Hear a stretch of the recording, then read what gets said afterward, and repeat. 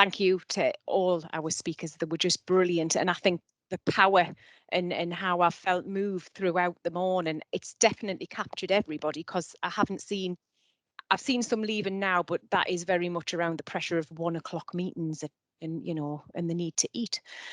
So yes, we are losing some now, but to have kept everybody engaged for so long about this topic absolutely shows there's the appetite there for change and to work differently.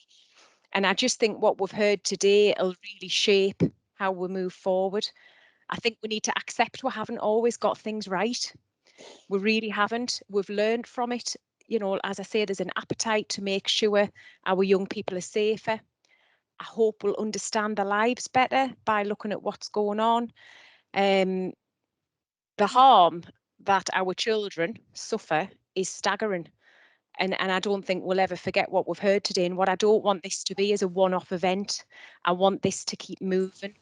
With Martin's help, Martin Webster, thank you for all your help so far, and Sarah, yourself, and everybody else. We need to keep the momentum going. We need to keep the messages coming, the training coming.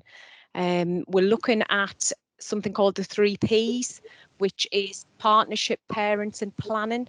So Alan, I hope you feel assured that parents are very much part and parcel of what we hope to bring to our children's lives. We're talking about next steps, and it's such a huge issue to tackle.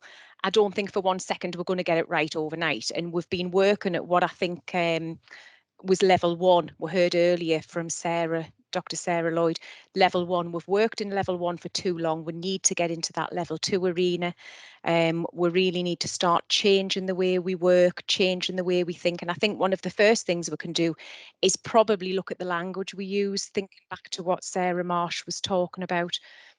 And I think we'll know we're doing well when those terms like failure to engage, placing themselves at risk, beyond parental control, once they start to fade away and we start to hear that our children are vulnerable to exploitation, or they're scared, they're threatened, that's when we'll start to know we're really making a difference. So I suppose it's a big ask, but we need to change the way we work, basically. Our approach needs to change, the way we think needs to change. It's not going to feel comfortable, I think, in the first examples of the way we work, because it doesn't fit with the traditional way we work, doesn't always fit with the same set of statutory partners who, thank you for everybody being on this call, because you are the people who will form the majority of our groups and our work with our children and families.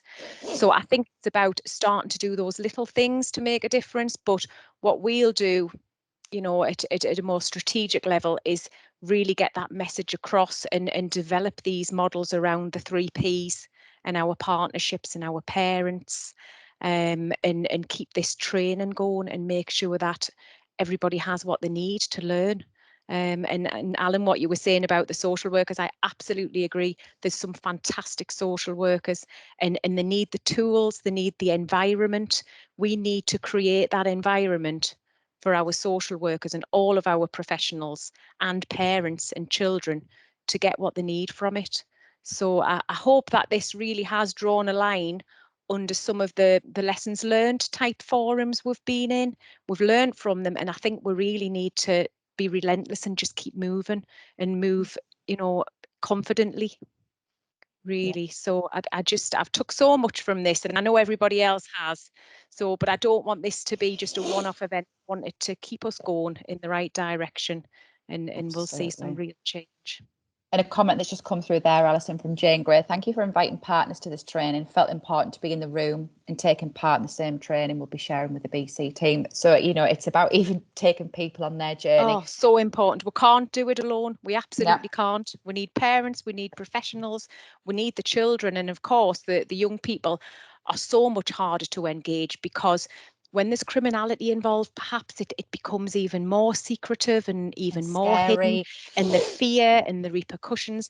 So we just need to work together to keep chipping away and going in the right direction. Yeah, absolutely. And my final comment before you all go off your lunch, we've done well, look, 15 minutes over, that's really good.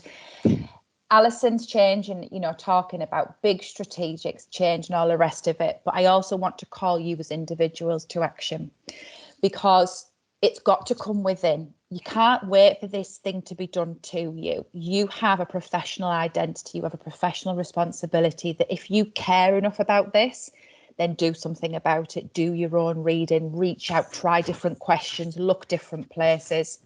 So I call you to action in the first stage while a system catches up.